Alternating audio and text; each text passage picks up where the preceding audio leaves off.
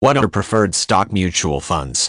Preferred stock mutual funds are investment vehicles that exclusively contain preferred stocks issued by corporations.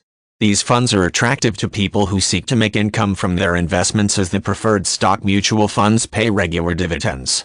Most preferred stock mutual funds are closed-end funds with limited numbers of shares that contain stocks from companies in one particular sector of the economy.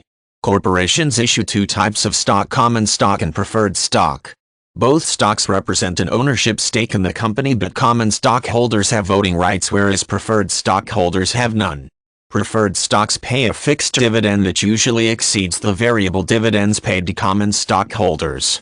When companies file for bankruptcy, preferred stockholders can make claims on the company's assets before common stockholders, and the latter only receive any money if all of the preferred stockholders' claims have already been satisfied. Solvent firms do not pay any dividends to common stockholders until all of the preferred stockholders have received their dividends. Most mutual funds contain a variety of stocks, bonds, and other commodities. Consequently, regular mutual funds are not best suited to containing just preferred stocks. Closed-end preferred stock mutual funds contain a set number of stocks, and investors can buy shares in the fund during the initial public offering. After the IPO, investors cannot buy shares of the fund directly, but existing shareholders can sell shares on the secondary investment market. Shares trade like stocks, and the prices fluctuate based on supply and demand rather than the value of the underlying stocks. Preferred stocks often pay high dividends and are an attractive alternative to corporate bonds.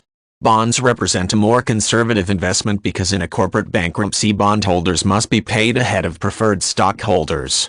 The greater earnings on the stocks are indicative of the greater risks that stockholders must endure. Preferred stock mutual funds are less risky than individual stocks because if any one company goes bankrupt, only that stock will lose value as opposed to the entire fund.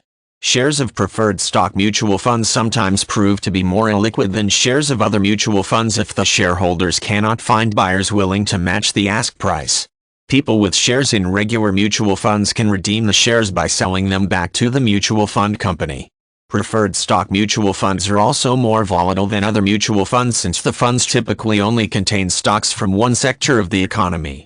When a certain sector does well, share prices rise, but the opposite occurs when a sector performs poorly.